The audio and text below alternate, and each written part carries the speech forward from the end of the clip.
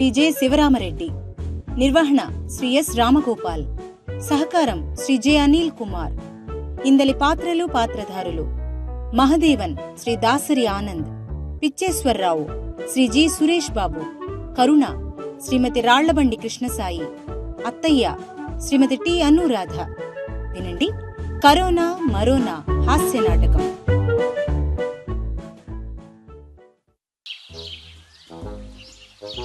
ఏమండి, ఆఫీస్ నుంచి ఇప్పుడైనా రావడం? కాదు, రాత్రి వచ్చి రోడ్డు మీద పడుకున్నాను. నువ్వు గుడి నుంచి రాగానే రోడ్డు మీద నుంచి చెంగున ఎగిరి వాకిట్లోకి వచ్చాను.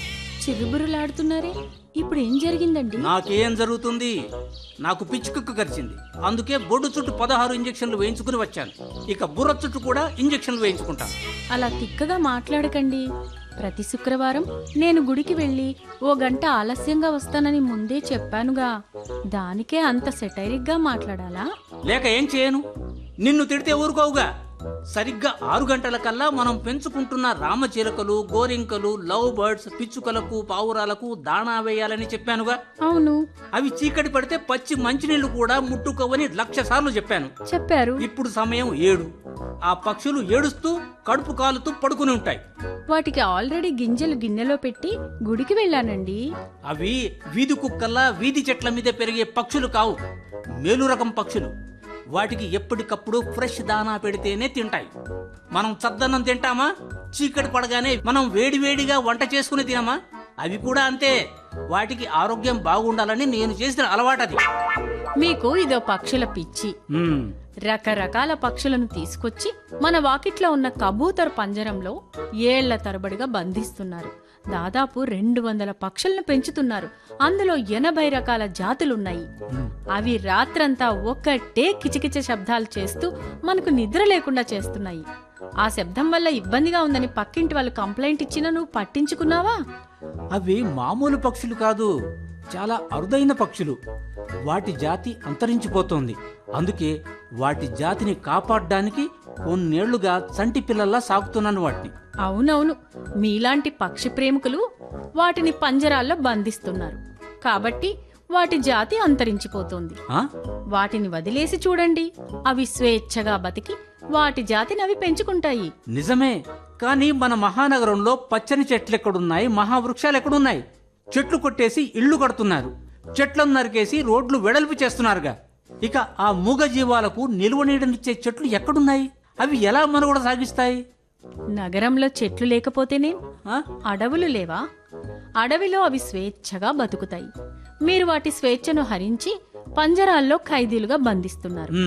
అవి స్వేచ్ఛగా ఎగరలేక ఆ చిన్న చిన్న పంజరాల్లో చేయని పాపానికి ఖైదీలుగా విలవిలలాడుతుంటే చూసి సంతోషిస్తారు. వాటి బాధను చూస్తూ పైశాచిక ఆనందం పొందుతున్నారు.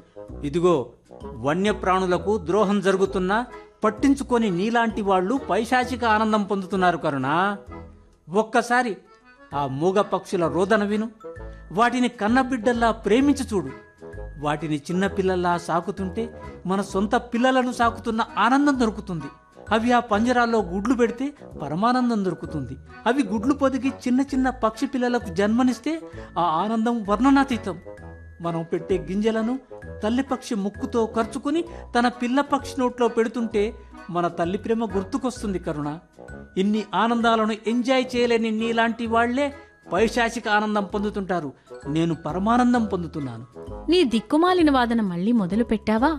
మన 10 ఏళ్ల కాపురంలో ఏ విషయంలోనూ గొడవలు జరగవు, కానీ పక్షుల వల్లే గొడవలు జరుగుతున్నాయి.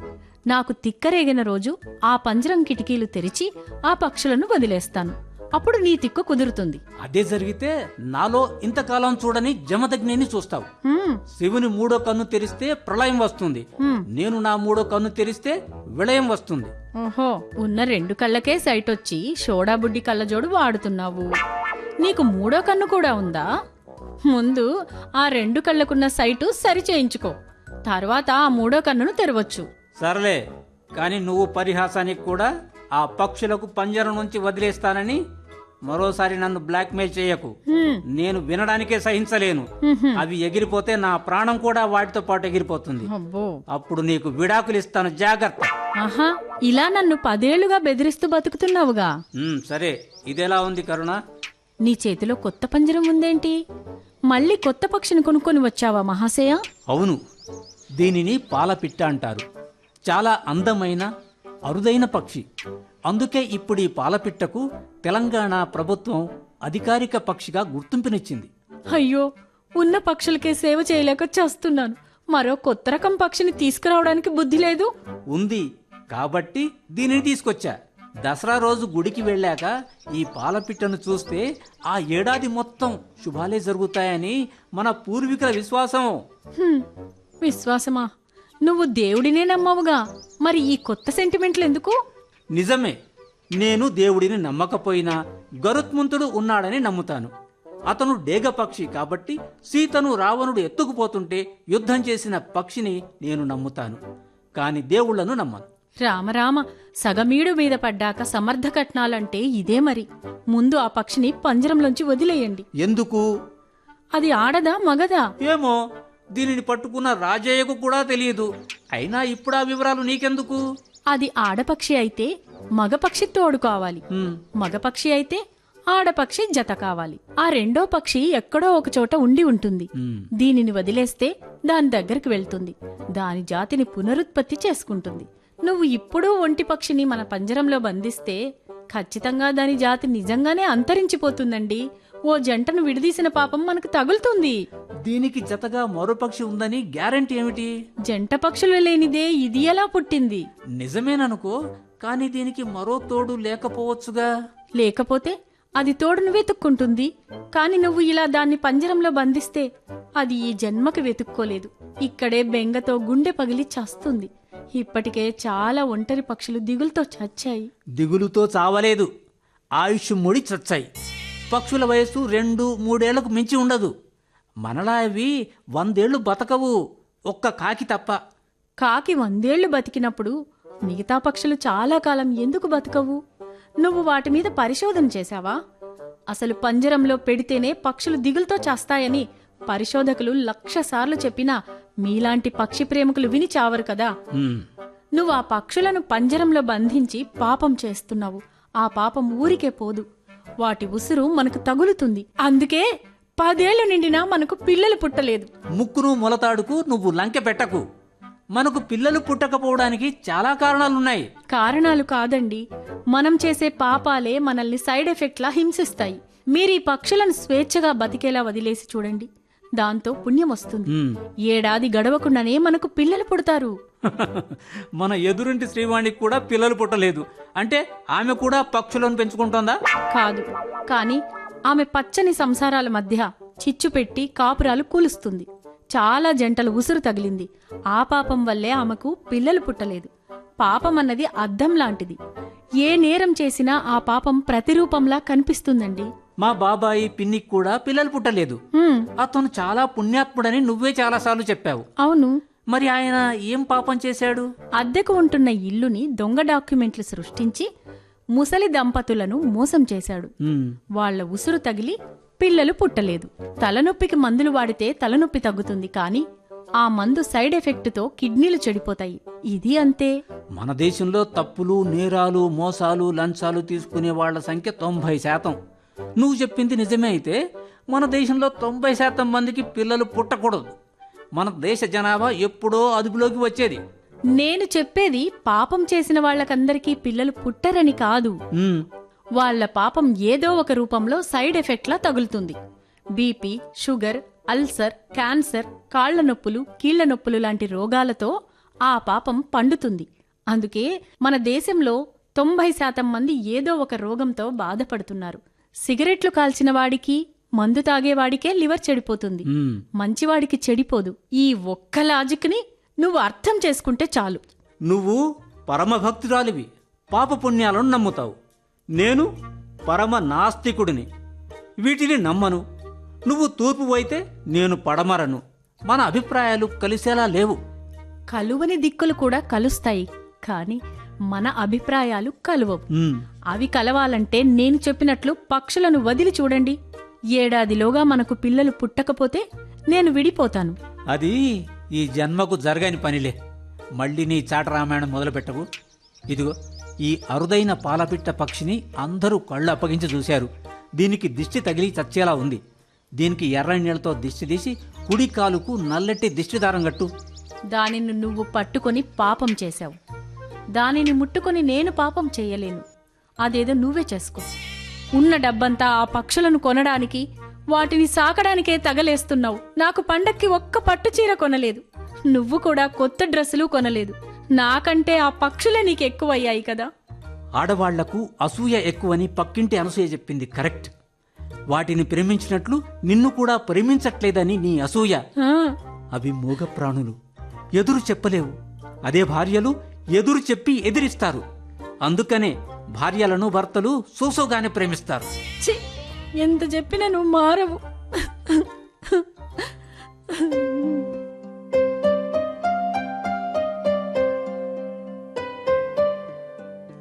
ఏమ్మా కరుణ, బాగున్నావా?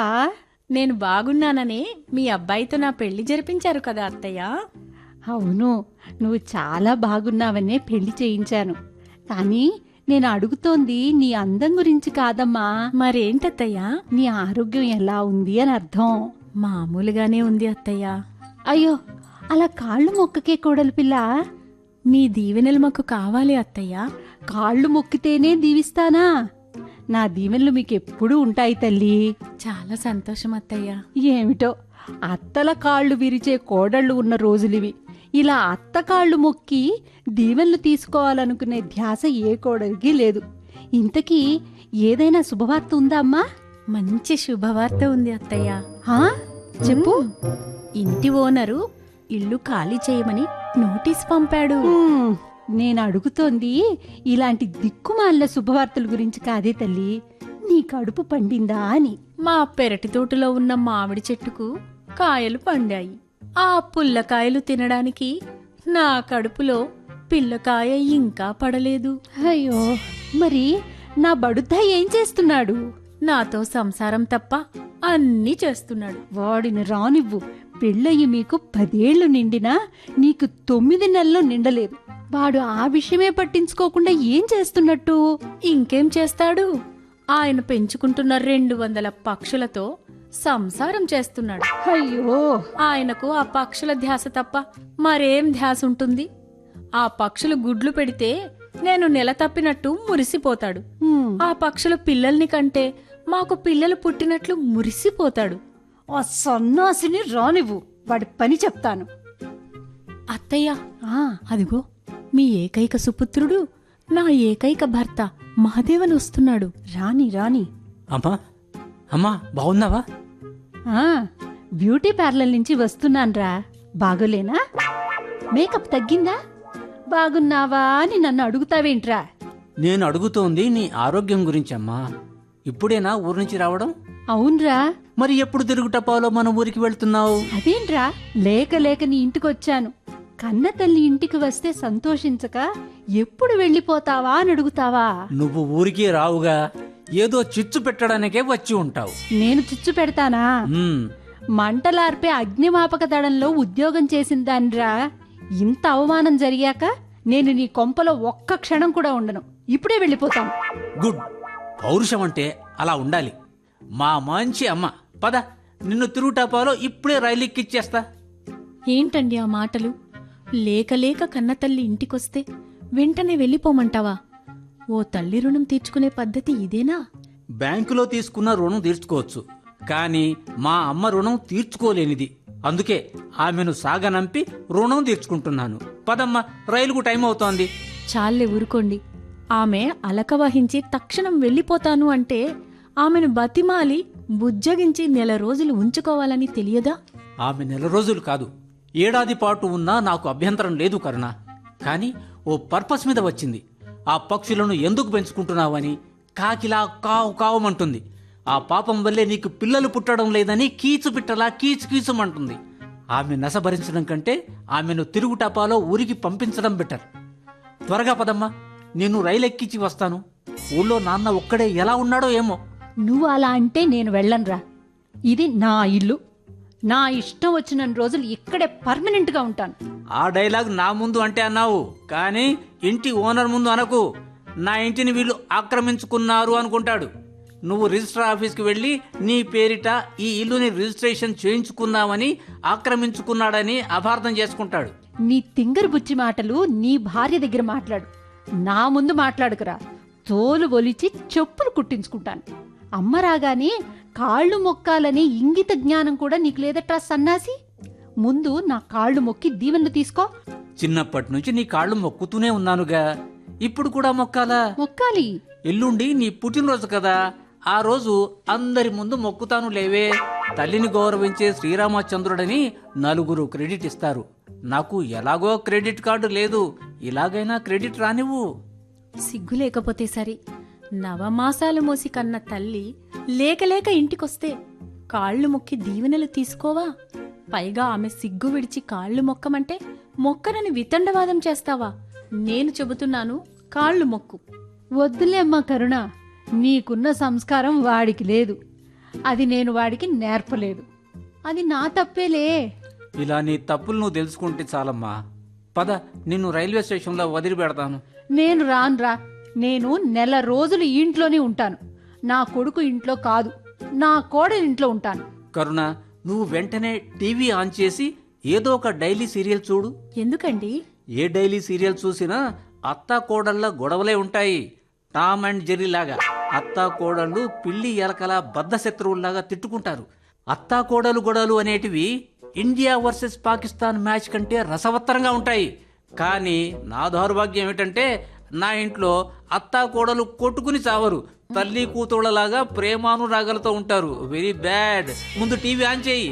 ఇప్పుడు ఆ దిక్కుమాలిన డైలీ సీరియల్ చూసి నేనేం చెయ్యాలి? మా అమ్మతో గొడవ పెట్టుకో, అకారణంగా ఆమెను నిందించు, ఆమె ఇల్లు వదిలి పారిపోయేలా చెయ్యి. అయ్యో అయ్యో, నీ దుర్మార్గం పాడుగాను.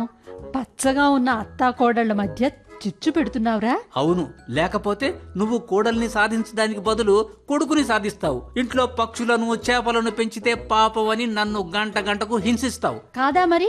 ఆ పాపం తగిలి నాకు పిల్లలు పుట్టడం లేదు మొర్రో అని మొరపెట్టు ఉంటావు. నిజమేగా. తోకకు తొండానికి ముడివేసినట్లు నేను పాపం చేసినందువల్లే మన వంశం నాతోనే అంతరించిపోతుందని నస పెడతావు. ఒరేయ్ ఒరేయ్ ఒరేయ్ సవట, నీకు నిజంగా వన్యప్రాణుల మీద ప్రేమ ఉంటే శాకాహారిగా మారు. ఇటు చేపలను ప్రేమిస్తాను అంటూనే అటు చేపలు, కొర్రమీను, రొయ్యల వేపుడు లొట్టలేస్తూ తింటావుగా. ఇటు పక్షులను ప్రేమిస్తున్నాను అంటూనే అటు చికెన్ బిర్యానీ, కంజుపిట్ట మాంసం లొట్టలేస్తూ తింటావుగా. నిజంగా వన్యప్రాణులు ప్రేమించే వాళ్ళు నాన్ వెజ్ మానేయాలరా. నీలాంటి వాళ్ల వల్లే వన్యప్రాణులు అంతరించిపోతున్నాయిరా. ఎన్ని చేపల ఏడుపో. అందుకే సముద్రం ఉప్పుతో నిండిపోయింది. ఇది మరీ బాగుందమ్మా. వన్యప్రాణులను పులి కూడా ప్రేమిస్తుంది. అంత మాత్రాన అది పులిహోర తిని ఎలా బతుకుతుంది? తమ్ముడు తమ్ముడే, పేకాట పేకాటే. 4 కోళ్లను ప్రేమతో పెంచాలి, ఒక కోడిని ప్రేమతో కోసుకు తినాలి. అత్తయ్య, తాను పట్టిన కుందేలుకు 3 కాళ్ళు ఉన్నాయని వాదించే వాళ్లతో వాదించవచ్చు, కానీ కుందేలుకు కాళ్ళు లేవని వాదించే ఇలాంటి వాళ్లతో వాదించి ప్రయోజనం ఉండదు అత్తయ్య. అవునమ్మా, నాదో కంఠశోస. వినేవాళ్లకు చెబితే వింటారు. నీలాంటి చెవిటివాడు ముందు డిటిఎస్ ఎఫెక్ట్ లా మ్యూజిక్ పెట్టినా ప్రయోజనం ఉండదు. నా మాట ఎలాగో వినవు, అత్తయ్య గారి మాట అంతకంటే వినరు. ఆవిడ ఆ టాపిక్ తీయరు. ఉన్న 4 రోజులు ఆమెని కాస్త మనశ్శాంతిగా ఉండనివ్వండి. ఇది బాగుంది. ఇలా కామ్గా ఉంటే జీవితాంతం నా ఇంట్లోనే ఉంచుకుంటాను. కాళ్ళు కడిగి తల మీద చల్లుకుంటాను. ఇప్పుడు అమ్మా, కాళ్ళు మొక్తాన్ని. రామరి, ఇంతకీ నువ్వు ఊరు నుంచి రాగానే కాళ్ళు కడుక్కున్నావా అమ్మా? లేదురా, రైలు దిగి ఇప్పుడే వచ్చాను. అయితే ముందు బాత్రూంలోకి వెళ్ళి కాళ్లను ఫినాయిల్తో, డెటాయిల్తో, ఆర్పిక్తో, సర్ఫుతో, సబ్బుతో, షాంపూతో కడుక్కునిరా. నీ కాళ్ళు మొక్కి దీవెనలు తీసుకుంటాను. సంతాన ప్రాప్తిరస్తు అని నన్ను నీ చల్లని మనసుతో దీవించు. వీడిపిచ్చి తగలయ్యా. నువ్వు నా కాళ్ళు మొక్కుకున్నా పర్వాలేదురా, కానీ ఫినాయిల్తో, డెటాల్తో, ఆర్పిక్తో, సర్ఫ్తో, సబ్బుతో, షాంపూతో కాళ్ళు కడుక్కునేంత ఓపిక నాకు మాత్రం లేదురా. నువ్వు అలా చిన్నబోకమ్మా. నీ కాళ్ళు మొక్కడం నాకు మాత్రం ఇష్టం లేదా? సర్లే, కాళ్ళు ముందుకు చాపు, మొక్కుతాను. తర్వాత నా చేతులను నేను ఫినాయిల్తో, డెటాయిల్తో, ఆర్పిక్తో, సర్ఫుతో, సబ్బుతో, షాంపూతో కడుక్కుంటాను. అసలే కరోనా రోజులు, బ్యాక్టీరియాతో వచ్చే రోగాలంటే నాకు భయం.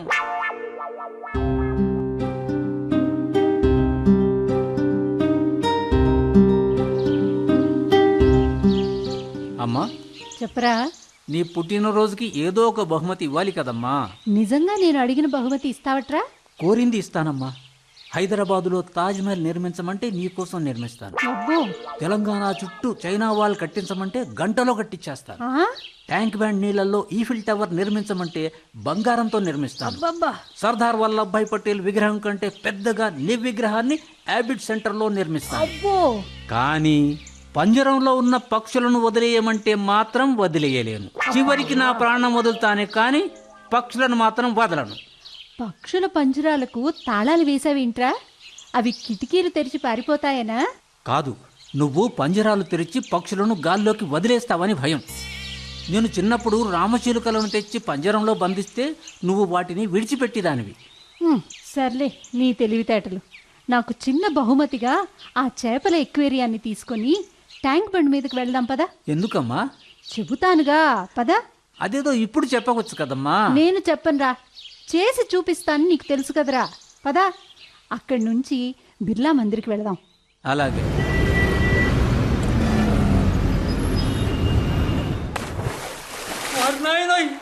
అమ్మా, అమ్మ, నీకు మతిపోయిందా?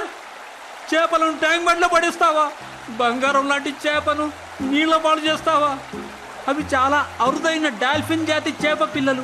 వైజాగ్ నుంచి 6,000 ఖర్చు చేసి తెప్పించానమ్మా. వాటి విలువ నీకు తెలుసా? వాటిని నీళ్ళ పాలు చేస్తావా అమ్మా? సర్లే, నాకు తెలుసు. తెలిసే వాటిని నీళ్ల పాలు చేశాను. నీళ్ల పాలు చేసింది స్వేచ్ఛగా బతకాలని దీవించాను. డాల్ఫిన్ జాతి చేప పిల్లల్ని తెచ్చి ఎక్వేరియంలో పెంచుతావట్రా సన్నాసి. నీలాంటి చవటల వల్లే చాలా రకం చేపలు ఎక్వేరియంలో అంతరించిపోతున్నాయి. ఎక్కువ వాగకుండా బిర్లా మందిరికి కదా. అమ్మా, నువ్వు కాబట్టి ఏమీ అనలేకపోతున్నాను. అదే కరుణ చేసి ఉంటేనా? తిట్టేవాడి, అందుకే ఆ పిరికిది నీకు భయపడి నేను చేసిన పని చేయలేకపోతోంది. అందుకే నిన్ను మా ఇంట్లో ఉండొద్దు అన్నాను. నువ్వు తక్షణం ఊరెళ్ళిపో. ఎక్కువగా మాట్లాడితే నిన్ను కూడా ట్యాంక్ బండ్లో తోసేస్తాను. నువ్వు కూడా ఆ చేపలతో పాటు ఈదుకుంటూ జలకాలాటలలో కళకళ పాటలలో అని పాడుకుంటూ జలకాలాడుకో. అయ్యో అయ్యో, ఈ ట్యాంక్ బ్యాండ్ మురికి నీళ్ళల్లో ఆ డాల్ఫిన్ చేపలు బతకవు. వాటికి మినరల్ వాటర్ కావాలి. మనుషుల్లా చేపలు మినరల్ వాటర్ తాగవరా సన్నాసి. వాటికి మురికి నీరే కావాలి. ఎంత నాచు ఉంటే అంత వాటికి నాన్ వెజ్ ఫుడ్ దొరుకుతుంది. నువ్వు ఎన్నైనా చెప్పమ్మా, నువ్వు చేసింది తప్పు. ఆ చేపల ఉసురు నీకు తగులుతుంది. కాదు, ట్యాంక్ బండ్లో స్వేచ్ఛగా బతికే ఆ చేపలు నిన్ను దీవిస్తాయిరా. నీకు తెలుసుగా, నా ప్రతి పుట్టినరోజు నేను గుళ్ళల్లో అన్నదానం చేస్తాను. ఈసారి అరుదైన జాతి చేపలకు స్వేచ్ఛను ప్రసాదించానురా. వాటి పునరుత్పత్తికి దోహదం చేశాను. ఆ ఏడుపు మొహం చూడలేకపోతున్నాను. పదా. నేను రాను. కారులో మహారాణిలా దర్జాగా వచ్చావుగా, ఇక బస్సులో వెళ్ళు. ఎక్కువ మాట్లాడితే ఆ కార్ని కూడా ట్యాంక్ బండ్లో పడేస్తాను, జాగ్రత్త. మన దేశంలో గుండాలు ఎక్కడో లేరమ్మా, మన ఇంట్లోనే ఉంటారు.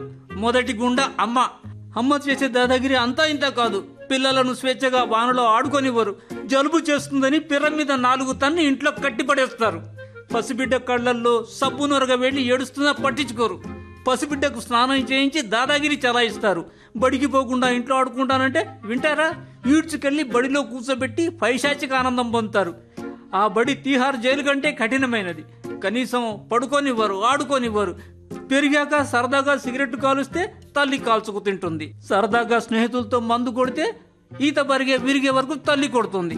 తల్లి చేసే దాదాగిరి, గుండాయిజం, దౌర్జన్యాలు, దోపిడీలు, కుట్రలు, కుతంత్రాల గురించి ఎన్నని చెప్పను. తల్లుల దౌర్జన్యం నశించాలి. తల్లుల దాదాగిరి డౌన్ డౌన్. ఒరేయ్ వెధవా, తల్లి అలా కఠినంగా ఉంటుంది కాబట్టే పిల్లలు బాగుపడతారా. నేను కఠినంగా ఉన్నాను కాబట్టే నువ్వు గెజిటెడ్ ఆఫీసర్గా ఎదిగావురా సన్నాసి. లేకపోతే ఈ పాటికి ఇదే ట్యాంక్ బండ్ మీద నిల్చొని వేడి వేడి వేరుశెనగలోయ్, గరం గరం పల్లి బఠానియోయ్ అంటూ అమ్ముకుంటూ తిరిగేవాడివిరా. నీకు తల్లి ప్రేమ ఇప్పుడు తెలియదురా. నీకు కూడా పిల్లలు పుట్టాక ఆ ప్రేమ ఎంత కఠినమైనదో తెలుస్తుంది. నీకు పిల్లలు ఎప్పుడు పుడతారో, ఈ తల్లి ప్రేమను ఎప్పుడు అర్థం చేసుకుంటావో. ముక్కు మూసుకుంది చాలు గాని ఇక నోరు కూడా మూసుకుని ఇంటికి పద.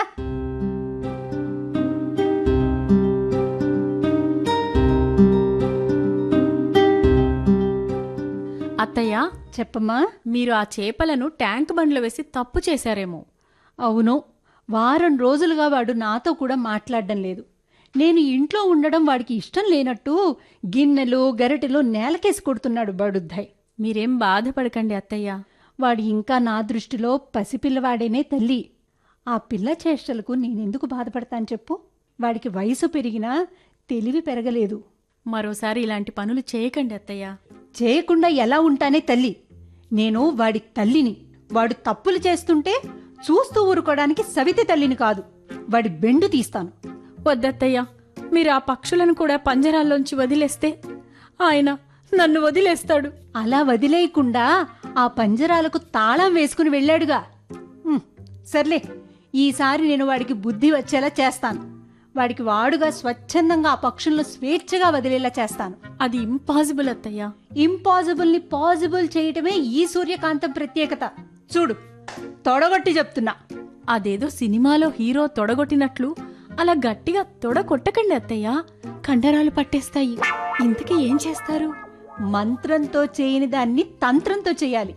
తంత్రంతో చేయలేని దాన్ని కుతంత్రంతో చేయాలి. ఎలా? మూఢలను మూఢభక్తితో లోబరుచుకోవాలి. దేవుణ్ణి నమ్మని వాడిని సైన్స్తో లోబరుచుకోవాలి. అదే ఎలా అత్తయ్య? వీడి బాల్య స్నేహితుడు డాక్టర్ పిచ్చేశ్వరరావు అమెరికాలో ఉన్నాడుగా. అతను అమెరికాలో నాసా బయోలాజికల్ ల్యాబొరేటరీలో పెద్ద సైంటిస్టు కదూ. వాడు సైంటిస్ట్ ఏంటి నా పిండాకుడు? వాడు అమెరికాలో మెడిసిన్లో ఫెయిల్ అయ్యాడు. చదువులో పరమ ముద్దు. మరి నాసాలో ఎలా ఉద్యోగం వచ్చింది అత్తయ్య? నాసాలో కాదు, నాసా అనే ఓ చిన్న కంపెనీలో వీడు మరుగుదొడ్లు కడిగే ఉద్యోగం చేస్తున్నాడు. వాడు అందరికీ చెప్పినట్లే నాకు కూడా గొప్పలు చెప్పాడు. వాడి బెండు తీసి వెన్నుపూసలు కరిగించాను. నిజమే అత్తయ్య. నాసా రాకెట్లను పంపే రీసెర్చ్ సెంటర్, అందులో బయోలాజికల్ ల్యాబొరేటరీ ఎందుకుంటుంది? నేను కూడా ఇదే పాయింట్ మీద వాడితో నిజం కక్కించాను. ఎలా నిజం కక్కించారు? నోట్లో వేళ్లు పెట్టి కొండ నాలిక నొక్కితే నిజం కక్కక చస్తాడా? నాకు ఒక్కదానికే నిజం చెప్పాడు. ఏమని? ఎవ్వరికీ చెప్పకని నా కాళ్ళు పట్టుకున్నాళ్లే. ఆ బడుద్దాయి ప్రతి ఏడాది నెల రోజుల పాటు మా ఇంటికొచ్చి బకాసురుడికి బావలా పీకల వరకు మెక్కుతాడు. ఈసారి వాణ్ణి మీ ఇంటికి ఓ పథకం ప్రకారం పంపుతాను. ఏమిటా పథకం? అది కూడా ఉచిత బస్ ప్రయాణం పథకం, ఉచిత సిలిండర్ పథకం లాంటి ఆకర్షణీయమైన పథకంలే. నేను ఏది చెప్పను, చేసి చూపిస్తాను. సరే అత్తయ్య, కాని ఆయన మనసు నొప్పించకుండా ఆ పథకాన్ని అమలు చేయండి. అది నాకు తెలియదా తల్లి? నేను ఏం చేసినా నీ సుఖ సంతోషం కోసమేగా. మీకు పిల్లలు పుట్టి ఈ ఇల్లు కళకళలాడేలా చేయడమేగా. చాలా సంతోషం అత్తయ్య.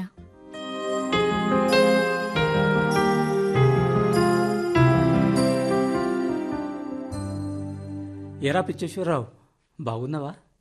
బాగున్నానరా మహాదేవన్. నువ్వెలా ఉన్నావు? నీలా సంతోషంగా లేనురా. ఏదో చిన్న గెస్టెడ్ ఆఫీసర్ ఉద్యోగం వెలగబెడుతూ వచ్చి రాని జీతంతో అష్టకష్టాలు పడుతున్నానురా. అవును, నువ్వు నాలా మేధావి కాదుగా, పరమ ముద్దువి. అందుకే నేను డాక్టర్ కోర్స్ చేసి పక్షుల మీద పరిశోధనలు చేస్తూ గొప్ప శాస్త్రవేత్తగా ఎదిగాను. మన బ్యాచ్లో చదివిన స్నేహితులు ఎవరు నీలాగే బాగుపడలేదురా. అమెరికా వచ్చి అక్కడ హోటల్లో మరుగుదొడ్లు కడుగుతున్నారు. నేను కూడా మరుగుదొడ్లు కడుగుతానని నువ్వు నన్ను తిట్టేవాడివి, గుర్తుందా? అవును, గుర్తుంది. ఆ మాటలు సీరియస్గా తీసుకున్న నేను గొప్ప సైంటిస్ట్గా మారాను. నోబెల్ ప్రైజ్కి గజం దూరంలో ఉన్నాననుకో. గుడ్. మన దేశం గర్వపడే సైంటిస్ట్వి నువ్వు అని నీకెవరు చెప్పారు? నువ్వే చెప్పుకున్నావు కదరా. నీ డబ్బా నువ్వు కొట్టుకోవడం నీకు అలవాటే కదా. అందుకే నిన్ను పిచ్చేశ్వరరావు అని పిలిచి ఆట పట్టించేవాళ్ళం కదా. నా పేరే పిచ్చేశ్వరరావు కదరా. ఆఫ్ కోర్స్, ఆ పేరులాగే నీకు కొంత పిచ్చి ఉందిలే. నాకే కాదురా, ప్రపంచంలోని నాలాంటి మేధావులకి రవ్వంత పిచ్చి ఉంటుంది. అలాగా? ఒక్క ఉదాహరణ చెప్పరా? సర్ ఐజాక్ న్యూటన్నే తీసుకో. అతను కూడా నాలాగే బడిలో పిచ్చి పిచ్చిగా వాగేవాడు. అతని క్లాసులోంచి గెంటేసేవాడు. అతను పార్కుకి వచ్చి టైం పాస్ చేసేవాడు. ఓ రోజు ఆపిల్ పండు చెట్టు మీద నుంచి టుపుక్కుని కింద పడింది. అప్పుడు ఆ యాపిల్ ని తిన్నాడా? మనలాంటి పిచ్చోళ్లు తినేవాళ్లు. కానీ ఆ మహానుభావుడు ఆ యాపిల్ పండు ఎందుకు కింద పడిందో నాలా ఆలోచించి దాని మీద పరిశోధన చేశాడు. అందుకే అతను ఈజ్ ఈక్వల్ టు MC² అనే ఫార్ములాను కనుక్కున్నాడు. ఓహో, నాలా ప్రపంచగతినే మార్చేశాడు. ప్రపంచగతిని నువ్వు ఎప్పుడు మార్చావురా? ఇంకా మార్చలేదు.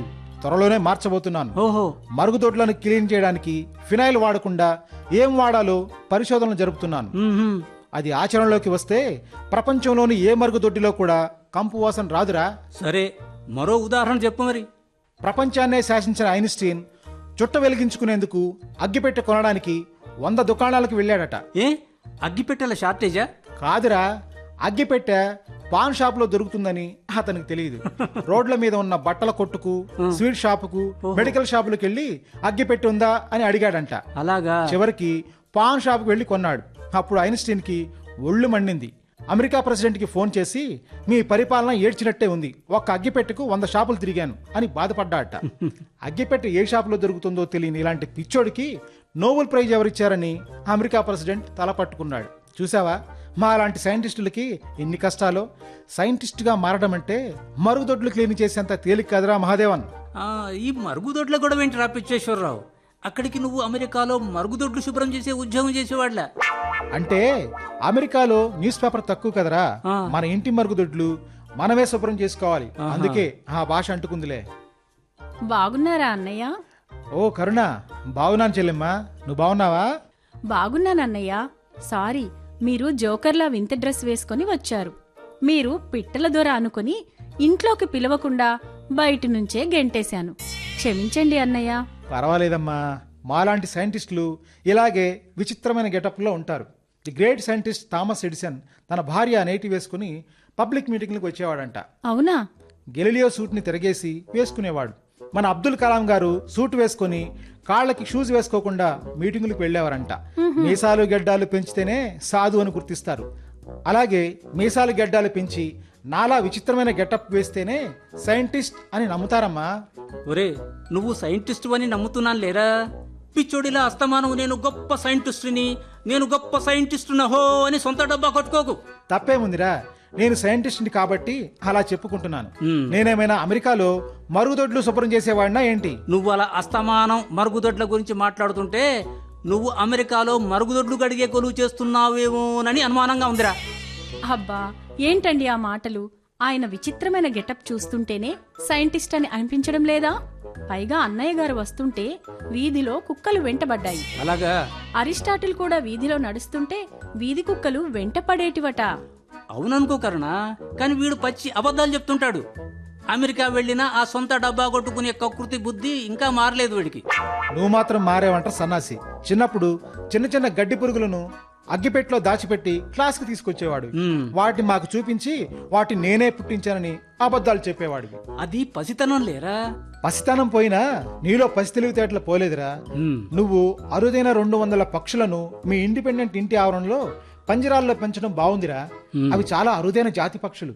ఓ శాస్త్రవేత్తగా నేను 8000 రకాల పక్షులను చూశాను, కానీ మీ ఇంట్లో ఉన్న పక్షులను చూడలేదురా. గుడ్, ఆ అరుదైన పక్షుల జాతిని నువ్వు కాపాడుతున్నావురా. నన్ను మెచ్చుకున్న మొదటి వ్యక్తివి నువ్వేరా పిచ్చేశ్వరరావు. నీకు రవంత పిచ్చి ఉన్నా కొండంత తెలివి ఉంది. ఆ మాటలేవో నాకు కాదు, నా భార్యకు, మా అమ్మకు చెప్పి వాళ్ళ కళ్ళు తెరిపించరా.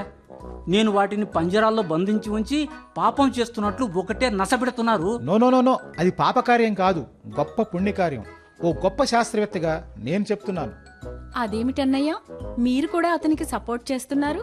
నేను ఎప్పుడు మంచిగా సపోర్ట్ చేస్తానమ్మా. ఆ పక్షుల విలువ మీకు తెలియదు, నాకు తెలుసు. ఆ పక్షులను నాకు ఇస్తే ఇప్పుడే ₹1,00,000 ఇస్తాను. ₹1,00,000? అయితే ఇప్పుడే తీసుకెళ్ళిపోండి. 1,00,000 కాదు, ₹1,00,00,000 ఇస్తానన్నా నేను ఇవ్వను. ఎందుకివ్వరు? నా ప్రాణమైన ఇస్తాను, కానీ నా పక్షి పిల్లలను ఇవ్వను. తల్లి తన బిడ్డలను అమ్ముకోదు, నేను నా పక్షి బిడ్డలను అమ్ముకోను. పర్వాలేదురా, నువ్వు చేస్తున్న యాగం మంచిదే. యాగం చేస్తే పుణ్యం వస్తుందో రాదో నాకు తెలియదు, కానీ యాగం చేస్తే ముందుగా పొగ వస్తుంది. ఆ పొగకు దగ్గు వస్తుంది, తుమ్ములు వస్తాయి. ఒప్పుకుంటావా? ఒప్పుకుంటాను. అలాగే ఈ పక్షులు చెట్ల మీదనో అడవిలోనో పెరగాలి, కానీ ఇలా మన ఇంట్లో పంజరాల్లో నలుగుతూ కృషించి నశిస్తూ పెరిగితే మరోనా అనే కొత్త రకం వ్యాధి మనకు అంటుకుంటుంది అని నా పరిశోధనలో ఈ మధ్య కనుగొన్నానురా.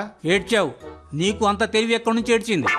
పక్షుల వలన రోగాలు రావడం ఏంట్రా సన్నాసి? అసలు ప్రపంచానికి కరోనా వైరస్ ఎక్కడి నుంచి వచ్చింది? గబ్బిలాల నుంచి. అది కూడా పక్షి జాతే కదరా. అవును, ఆ గబ్బిలాల వల్లే ప్రపంచం సర్వనాశనం అయింది. మరి బర్డ్ ఫ్లూ వైరస్ ఎక్కడి నుంచి వచ్చింది? కోళ్ల వల్ల వచ్చింది.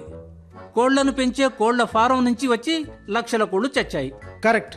అదేవిధంగా ఇలాంటి అరుదైన జాతుల పక్షుల వల్ల కూడా కొత్త రకం వైరస్లు వస్తున్నాయని నేను అమెరికాలో రుజువు చేశాను. నువ్వు రుజువు చేసావా? అవును, ప్రపంచంలో మొట్టమొదటిసారి కరోనా వైరస్ ని కనుగొంది కూడా నేనే. నువ్వా? కరోనాను కనుగొన్నది ఫిలిప్స్ కదరా? అవును, నా పేరు తెలుగులో పిచ్చేశ్వరరావు. ఆ పేరు అమెరికా వాళ్ళు పలకడం రాదని ఫిలిప్స్ అని మార్చుకున్నాను. ఆహా. ఆ ఫిలిప్స్ నేనేరా ఎదవా. కానీ అతను అమెరికా వాడిలా శ్వేతవర్ణంలో ఉన్నాడు కదరా, నీలా నల్లగా చండాలంగా లేడు కదా. అవును, అమెరికాలో ఉంటే మేకప్ వేసుకుని అమెరికన్ శ్వేతవర్ణంలోనే ఉండాలి. నీ మాటలు నమ్మబుద్ధి కావడం లేదురా. ఏమండి, నువ్వు గుడ్డు మీద ఈకలు పీకు గాని గుడ్డు మీద ఎముకలు పీకకండి. అన్నయ్య గారు చెప్పేది పూర్తిగా విని చావండి. బాగా చెప్పావు చెల్లెమ్మ. అన్నట్లు మహదేవన్, ఆ? నువ్వు నెలల తరబడి స్నానం చేయకపోతే ఏమవుతుందిరా? ఒంటి నిండా పుండ్లై చర్మ వ్యాధులు వస్తాయి. చెమట కంపు, దుర్వాసన, ఎలుక చచ్చిన కంపు కంటే భయంకరంగా వస్తుంది. లేని కొత్త రోగాలు వస్తాయి. గుడ్. పక్షులు మనలాగా చిక్షాంపో సబ్బు పెట్టుకొని షవర్ కింద స్నానం చేయవు. అవి గాలిలో స్వేచ్ఛగా ఎగిరినప్పుడే వాటి చెమట, వాటి ఈకల్లో పుట్టే చెడు బ్యాక్టీరియా గాలికి కొట్టుకుపోతుంది. ఆ. మనం స్నానం చేస్తే ఎంత మురికిపోతుందో పక్షులు కూడా గాలిలో ఎగిరితే అంతే మురికిపోతుంది. నిన్ను గదిలో బంధించి నెలల తరబడి స్నానం చేయకపోతే రోగాలు వచ్చినట్లే పంజరంలో పెరిగే పక్షుల ఈకల్లోంచి బ్యాక్టీరియా గాలిలో కలిసిపోక రోగాలు పుడతాయి. ఇదే మరోనా వైరస్ వ్యాధి. కరోనా గురించి విన్నాను. ఈ మరోనా వ్యాధి ఏంట్రా? దీనికి నేను చేసిన నామకరణం మరోనా అంటే హిందీ పదం. కరోనా కూడా హిందీ పదమే. కరోనా అంటే చేయరాదు అని అర్థం వస్తుంది. మరోనా అంటే చావరాదు అని అర్థం వస్తుంది. అన్నయ్య, మీరు చూడ్డానికి పిచ్చోడిలా ఉన్నా గొప్ప లాజిక్ చెప్పారన్నయ్య. ఎవరు నమ్మినా నమ్మకపోయినా మీరు నిజంగా సైంటిస్ట్ అన్నయ్య. వాడు చెప్పింది చాలా వరకు నిజమే. అవును. కానీ నాకెందుకో నమ్మాలి అనిపించడంలా. ఎందుకు? నాకు ఏ వ్యాధి సోకినా ఆ పక్షులను వదిలే ప్రసక్తి లేదు. అయితే నువ్వు నమ్మేలా నేను చేస్తాను. ఆ, నా అంచనా కరెక్ట్ అయితే ఈ పాటికి నీకు మరోనా వ్యాధి సోకి ఉండాలి. ఇంతకీ ఆ వ్యాధి లక్షణాలు ఎలా ఉంటాయిరా? మతిమరుపు. ఆ రోగం సోకిన వాళ్ళకి ముందుగా జ్ఞాపక శక్తి నశిస్తుంది. ఆహా. బాగా చెప్పారు అన్నయ్య. ఈయనకు మతిమరుపు బాగా వచ్చింది. ఒక్క విషయం కూడా జ్ఞాపకం ఉండడం లేదు. జ్ఞాపక శక్తికి నేను పరాకాష్ట. మా ఆఫీస్లోని అకౌంట్స్ నా నాలుక మీద ఉన్నాయి. అబ్బో. మన ఇంటి విషయాలన్నీ ఈ మైండ్ పెన్ డ్రైవ్ లో నిక్షిప్తంగా ఉన్నాయి. కావాలంటే పరీక్షించుకో. సరే, సరిగ్గా 7 ఏళ్ల కిందట జూన్ 16వ తేదీన నేను ఏం వండానో చెప్పండి. చాలా తేలికైన ప్రశ్న వేసావు చెల్లెమ్మ. నీ మొహం. నిన్ననో మొన్ననో వండిన కూర గురించి చెప్పవచ్చు, కానీ 7 ఏళ్ల కిందట వండిన వంటకం గురించి ఎవ్వరికి జ్ఞాపకం ఉండదు. చూసావా, నీకు మతిమరుపు వచ్చిందని అర్థమైంది. ఇది మతిమర్పు కాదు, తలతిక్క ప్రశ్న. మరో ప్రశ్న వేసి చూడు. సరే, సరిగ్గా 6 ఏళ్ల కిందట కోటిలో నా కంట్లో పట్టు చీర పడింది. అంత పెద్ద పట్టు చీర నీ కంట్లో ఎలా పడింది చెల్లెమ్మ? ఆ కంటి డాక్టర్ దగ్గరికి తీసుకెళ్ళాడా? ఆమె కంట్లో నలకబడితే డాక్టర్ దగ్గరికి తీసుకెళ్లేవాడిని. 100 రూపాయలతో సరిపోయేది. కానీ కంట్లో పట్టు చీర పడిందిగా, కాబట్టి బట్టల షాపుకు తీసుకెళ్ళింది. ఆ పట్టు చీర కొనడానికి 16,676 రూపాయల బిల్లు కట్టాను. చూసావా, నాకు జ్ఞాపక శక్తి ఉందని ఒప్పుకుంటావా? అయితే ఆ బిల్ మీద ఉన్న సీరియల్ నెంబర్ ఎంతో చెప్పండి. భార్యకు ప్రేమతో చీర కొనిచ్చాడు కాబట్టి బిల్లుతో పాటు ఆ బిల్లు నెంబర్ కూడా గుర్తుండే ఉంటుంది. నీ మొహంరా, బిల్లును చూస్తామే గాని దాని మీద ఉండే సీరియల్ నెంబర్ ఎవరు చూస్తారు?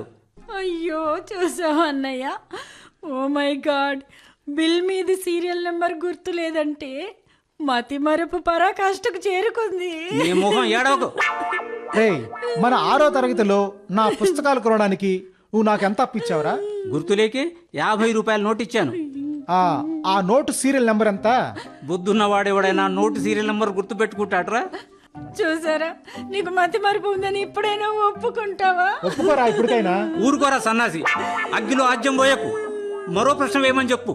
సరే, సరిగ్గా 10 ఏళ్ల కిందట తాళి కడుతూ నా మెడలో ఎన్ని ముడులు వేశావు, ఎన్ని అడుగులు నాతో నడిచావో చెప్పు. ఇది చాలా కఠినమైన ప్రశ్న చెల్లెమ్మా. ఎవరు దీనికి జవాబు ఎవరు చెప్పలేరు. నీ మొహంరా, అందరిలాగే నేను కూడా 3 ముళ్ళు వేశాను, 7 అడుగులు నడిచాను.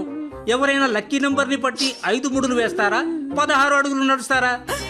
10 ఏళ్ల నాటి విషయాలు జ్ఞాపకం ఉన్నాయి కానీ 7 ఏళ్ల నాటి విషయాలు జ్ఞాపకం లేవంటే నీకు మతిమరుపు వచ్చిందని అర్థం కదా. అవును చెల్లెమ్మ, మతిమరుపు చాలా ముదిరిపోయింది. ముందు ఇంట్లోంచి ఆ పక్షులను వదిలేయండి. పిచ్చి పిచ్చిగా వాగితే చంపుతా అక్షిపక్షి. నాకు మతిమరుపు ఉందని నన్ను మోసం చేయలేవు. ఆ పక్షులను ఆ చెరసాల నుంచి విడిపించలేవు. ఒరేయ్, తక్షణం నువ్వు అమెరికాకు వెళ్ళిపోరా. ఆ? నా హాబీలను గౌరవించిన వాళ్లకు నా ఇంట్లో స్థానం లేదు. అన్నయ్య, అలాగే ఎల్లుండి వెళ్ళిపోతాను. నేను దీన్ని తీవ్రంగా ఖండిస్తున్నాను, అంతే. చూడరా మహాదేవా, పక్షులను పెంచుకోవడం తప్పని చెప్పిన కన్నతల్లినే ఇంట్లోంచి గెంటేసిన వాడివి. చిన్ననాటి స్నేహితుడిని నేను లెక్క. నా భయమల్లా ఒకటే చెల్లెమ్మా, ఏంటన్నయ్య? వీడికి ఈ మతిమరుపు ఎక్కువై నన్ను గుర్తుపట్టకపోతే తట్టుకోలేనమ్మా, తట్టుకోలేను. నిజమే. అయ్యో, విధి ఎంత విచిత్రమైంది. పక్షుల కోసం స్నేహితులను కూడా గుర్తుపట్టలేని స్థాయికి ఎవరు దిగజారకూడదు తల్లి. అయ్యో అయ్యయ్యో అయ్యో.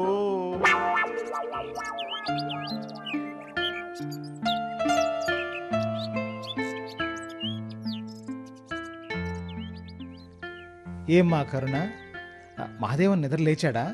లేదన్నయ్య, మీరు మొన్న రాత్రి ఇచ్చిన నిద్ర మాత్రలను పాలల్లో కలిపి రాత్రి తాగించాను. మొన్న శనివారం రాత్రి పడుకున్నాడు. ఆదివారం మొత్తం 24 గంటలు పడుకున్నాడు. ఈరోజు సోమవారం, ఇంకా లేవనే లేదు. అంటే 2 రాత్రులు 1 పగలు పడుకున్నాడు. అది కూడా కుంభకర్ణుడిలా గురక కొడుతూ నిద్రపోయాడు. దానివల్ల ఏం కాదు కదా అన్నయ్య? ఏమీ కాదమ్మా. ఇక వాడు నిద్ర లేవగానే వాడితో చెడుగుడు ఆడుకుందాం. నేను చెప్పినట్లు నువ్వు కూడా అబద్ధాలు చెప్పి వాడిని ఆట పట్టించాలి. అలాగే. నేను రాసిచ్చిన స్క్రిప్ట్ గుర్తుందిగా? గుర్తుందన్నయ్య. అదిగో ఆయన వస్తున్నాడు. కరుణ, వేడి వేడిగా టీవీ. చాలా కాలం తర్వాత హాయిగా మొద్దు నిద్ర పట్టింది. మీరెక్కడ పడుకున్నారండి? మీరు సరిగ్గా పడుకోలేదు, నన్ను పడుకోనివ్వలేదు. ఒకటే నస.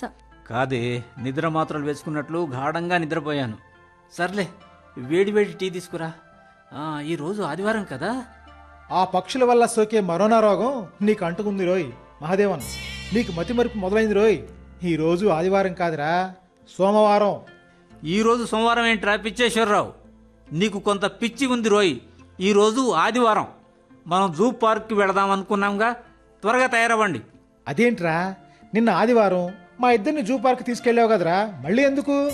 రాత్రి తాగింది నీకు దిగలేదురా ఇంకా. రాత్రి చెల్లెమ్మిచ్చిన కాఫీ రుచి ఇంకా దిగలేదనుకో. నాకు మందు తాగి అలవాట్లేదులే.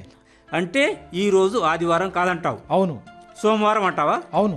నిన్న మనం ముగ్గురం జూ పార్క్కి వెళ్ళామంటావా? అవును. నీకు మతిపోలేదు కదరా? లేదు. మీకు మతిమరుపు వచ్చిందని నేనంటాను.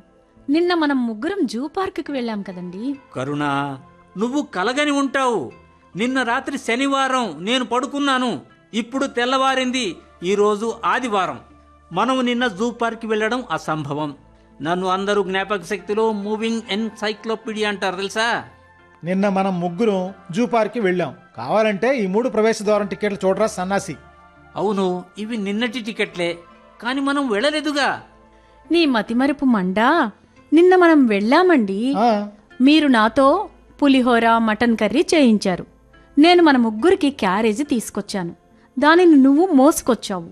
మనం ముగ్గురం కలిసి జూ పార్కులో ఏనుగుల గ్యాలరీ పక్కన కూర్చుని భోంచేశాము. అవును. జూ పార్కులో పెట్టిన కొత్త రకం పక్షుల గురించి నాకు చెప్పారు. అది కూడా మరిచారా?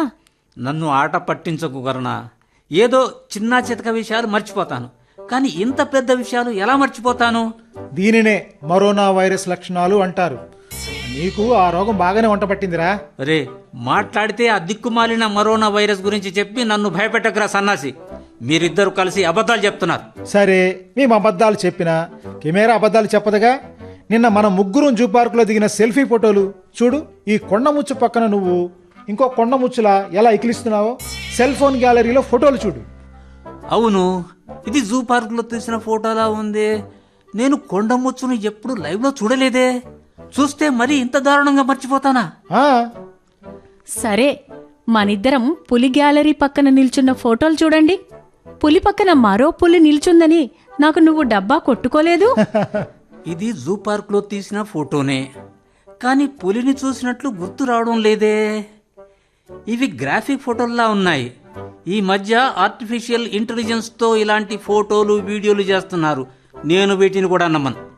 అబ్బో వచ్చాడండి పాన్ ఇండియా హీరో. ఇతని ఫోటోలు తీసుకొని ఆర్టిఫిషియల్ ఇంటెలిజెన్సీతో గ్రాఫిక్ ఫోటోలు తయారు చేస్తానికా? ఎందుకురా డొంక తిరుగుడు? నీకు మతి మరుపు రోగం అంటుకుందని నిజం చెప్పరాదు? అవునండి, ఆ దిక్కుమాలిన పక్షుల వల్ల మీకు కరోనా వైరస్ మొదలైంది. నేనేం చెయ్యను దేవుడు. నా పసుపు కుంకుమల్ని ఎలా కాపాడుకోవాలిరా భగవంతుడా? పక్కింటి వాడు వింటే నేను బాధ్యత తన్నేశాను అనుకుంటారు. నాకు ఏ రోగం లేదు. మీరిద్దరు ఎన్ని చెప్పినా నేను నమ్మను. అమ్మ ఫోన్ చేస్తోంది, ఏడవకు. నాకేదో అయిందని అనుకుని పరిగెత్తుకొస్తుంది. ఊరుకో. హలో అమ్మా, అమ్మా బాగున్నావా? హలో కన్నా, బాగున్నాన్రా. ఏరా, ఆ విశ్వేశ్వరరావుని ఇంటికి రాగానే నిన్న జూ పార్క్ తీసుకెళ్లి చూపించావు. కన్న తల్లిని నాకు ఎప్పుడైనా జూ పార్క్ చూపించావా? సింహాలను చూడాలని ఉందిరా, నన్ను తీసుకెళ్ళరా అని 100 సార్లు అడిగాను. ఎప్పుడు చూడు బిజీ అని తప్పించుకుంటావు. అమ్మా, నేను నిన్న వీళ్లను జూ పార్క్ తీసుకెళ్లలేదు. వీళ్ళు నీతో అబద్ధాలు చెప్పారు. నువ్వు నాతో అబద్ధాలు చెప్పకరా. నిన్న మీరు ముగ్గురు జూ పార్క్ కి వెళ్లారు. నువ్వు జూ పార్క్ లో సింహాల పక్కన నిల్చొని పోజులు కొడుతూ నాకు లైవ్ వీడియోలో చూపించావు కదా. నేనా? అవును సింహం పక్కన నిల్చొని వీడియో కాన్ఫరెన్స్ లో నీకు చూపానా అమ్మా? అవును. చివరికి నువ్వు కూడా అబద్ధాలు చెప్తున్నావా అమ్మా? నీలా అబద్ధాలు చెప్పవలసిన కర్మ నాకు పట్టలేదురా సన్నాసి. ఇక జీవితంలో నువ్వు నన్ను అమ్మ అని పిలవకు. సరే, మా అమ్మీ అని పిలవాలా? కాదు, అసలు నువ్వు నాతో మాట్లాడకు. వాట్సాప్ లో చాటింగ్ చేయమంటావా? అసలు నీకు నాకు ఏ సంబంధం లేదురా. నాకు కొడుకే పుట్టలేదు అనుకుంటాను. Good bye for ever. అమ్మా, అమ్మ ఆగమ్మా. అమ్మ కోపంతో లైన్ కట్ చేసింది, చూసావా కరుణ? మరి చెయ్యదా? పాపం అత్తయ్య నోరు విడిచి 100 సార్లు అడిగారు. నేను 1,00,000 సార్లు అడిగాను. నా మాటను మీరెప్పుడు గౌరవించారు? ఫ్రెండ్ రాగానే ఎగేసుకుంటూ జూ పార్క్కి నన్ను తీసుకెళ్లారు. మీరు అబద్ధాలు చెప్పినా అమ్మ నాతో అబద్ధాలు చెప్పదు. అంటే కొంపదీసి మనం నిజంగానే జూ పార్క్ వెళ్ళామా? ఆస్ట్రేలియా నుంచి తెప్పించిన గొరిల్లా లాగా అలా వెర్రిమొఖం వేసుకొని చూస్తావంటారా అక్కుపక్షి? నీకు ఆ పక్షుల వల్ల కరోనా వ్యాధి వచ్చింది అంటే వినవే? కానీ ఇన్నాళ్లుగా లేని వ్యాధి ఇప్పుడే విజృంభించిందేమిటి? ఈ మతిమరుపు నీకు కొత్త కాదండి, చాలా రోజులుగా ఉంది.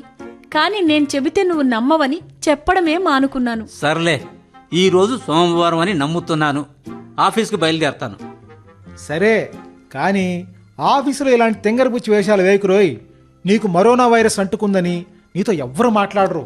ఎందుకు మాట్లాడరు? కరోనా వైరస్ వస్తే ఏం చేస్తారు? ఆ రోగం వచ్చిన వాళ్లను క్వారంటైన్లోకి పంపుతారు. ఆ రోగిని ఎవరు తాకరు. వాళ్ల నీడపడనీయకుండా ఓ గదిలో వేసి ఒంటరిగా ఉంచుతారు. అలాగే ఈ కరోనా వ్యాధి సోకిన వాళ్లతో ఎవ్వరూ మాట్లాడరు. వాళ్లతో మాట్లాడితే ఆ రోగం వాళ్ళ కూడా అంటుకుంటుంది. అందుకని సర్లే, భయపెట్టకు. నాకు ఏ రోగం వచ్చినా నా ప్రాణమైన వదులుతాను. కానీ నా పక్షులను మాత్రం పంజరంలోంచి వదలను.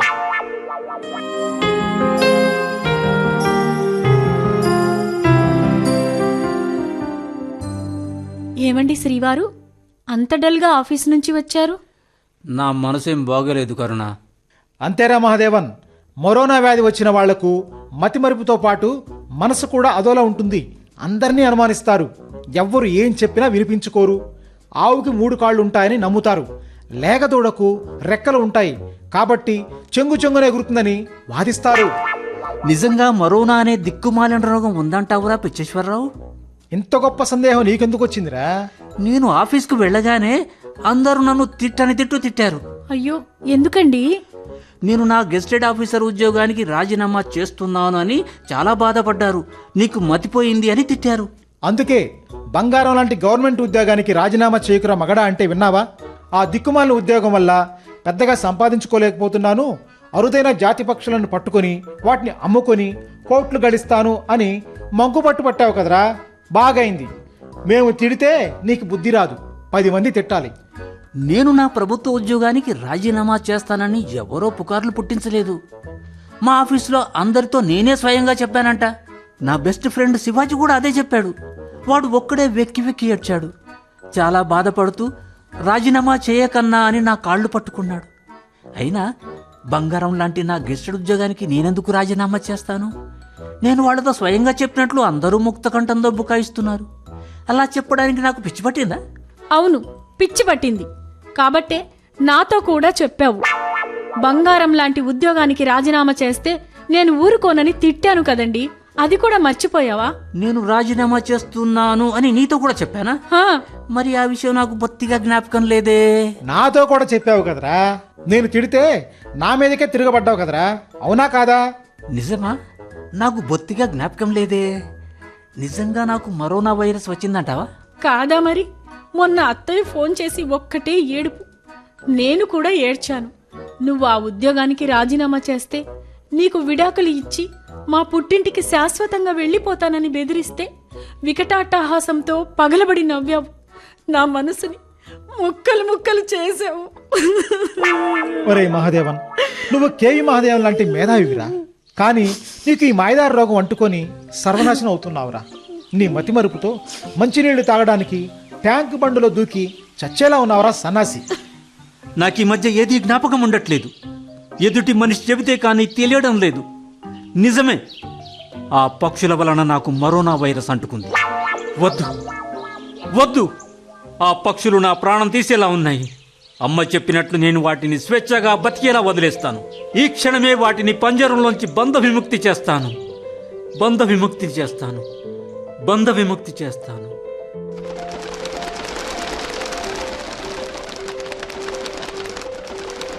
థ్యాంక్స్ అన్నయ్య. ఇప్పుడు ఆ పక్షులు స్వేచ్ఛగా గాలిలో ఎగురుతున్నాయి. వాటి దీవెనల వలన నా కడుపు పండుతుంది.